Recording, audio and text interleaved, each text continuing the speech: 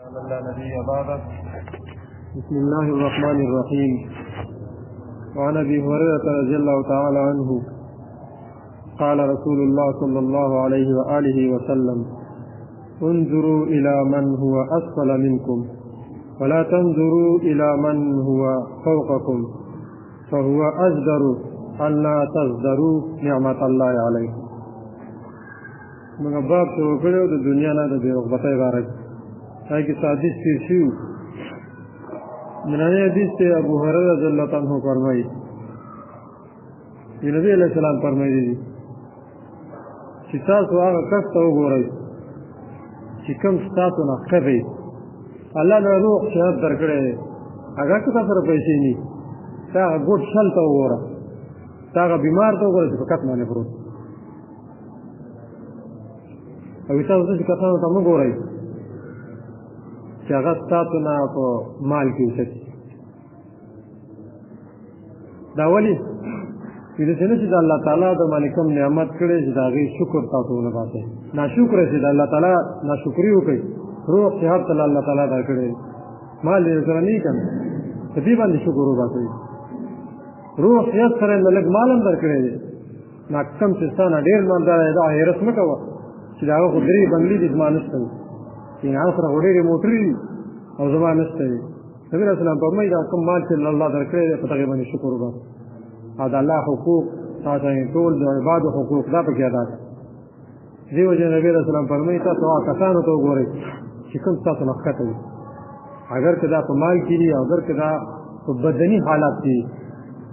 نو ښکته کسانو ته وګورئ نو د الله تعالی د نعمت شکر به تاسو وباسئ که د عقل خاوندان یې الله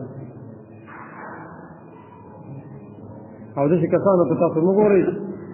چې ده له الله تعالی مال او دولت ورکړی او تاسو وایئ چې زما دین دومره شي. ابو هريره عنه فرمایي قال قال رسول الله صلى الله عليه وآله وسلم فرمایي دی نبی علیه السلام انظروا الى من هو اسفل منكم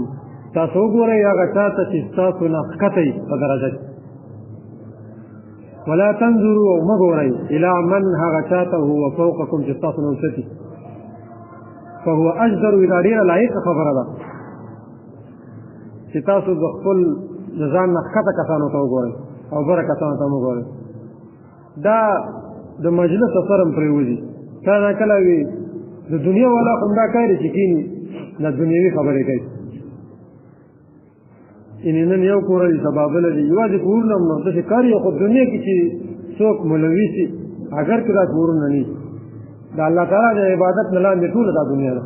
که هغه په هر حالت سره انسان خپل خواهشي او کړو همداسې عام نو بیا په دې خلق مل سره تا کې دا عادت هم راځي د کتلو نه دا ناسته پاسته هم ده یا کسانو سره تاسو کینئ پسې بل یو روایت کې راځي نبي علیه السلام فرمایي الرجل على دین خلیلي چې سړی به په خپل دین باندې د دوست دا دوست چې په کوم دین باندې داسې به دا بل دوست هم وي د ده د انډیوال دا څوک سره کیني پاسي څنګه اخلاق چې دي داسې به د ده وي. نبي رسول الله علیه السلام فرمایي وي تاسو وګورئ فلینظر من یخاللکم تاسو وګورئ خپل دوستان چې څنګه دي ښه دي الله تعالی د الله تعالی نه یېرېږي نه یېرېږي دین پکې شته دی نشته دی د دغه کسانو سره کینئ ساتئ د دین هم دا مراد دی چې صرف کتل نه شي ورته مه ګوره نه د هغه عادت ځان نه لرې کړه چې کوم عادتونه هغه کېږي هغه عادت ځان کې پیدا کړه چې کوم عادتونه تا کې نشته دی او الله پرې راضي کېږي هغه عادتونه ځان کې پیدا کړه. د دې وجې نه وایي دا ډېره لایقه خبره ده چې تا کسانو ته وګوري چې ستا نه کوم ښکته چې د الله تعالی نعمت درته یاد شي. لا تزدروا چې تاسو نعمت الله چې سپک نه ګڼئ د الله تعالی نعمت علیکم چې تاسو باندې کوم نعمتونه الله تعالی کوي د دې وجې نه تاسو اوچتو کسانو ته مه ګورئ د ځان نه ښکته کسانو ته وګورئ. وفي روایت البخاري په روایت بخاري کې دي چې کله چې نظر کوي په تاسو کې یو کس چې کوم له غوروالی ورکړی دی په تاسو باندې الله په مال سره مالداره دی والخلق په دغه شانې په پیدایش سره ډېر مال او دولت دی نو فلینظر الی من هو اسفل منکم نبي علیه السلام فرمایي تاسو دغه کسانو ته مه ګورئ تاسو وګورئ کوم چې ستاسو نه ښکته دی هغې ته وګورئ. په یو بل روایت کې دي همدغه ابو هريره عنه راوي دي نبي علیه السلام فرمایي چې هلاکت یې هغه کس دپاره چې دینار او درهم عبد دی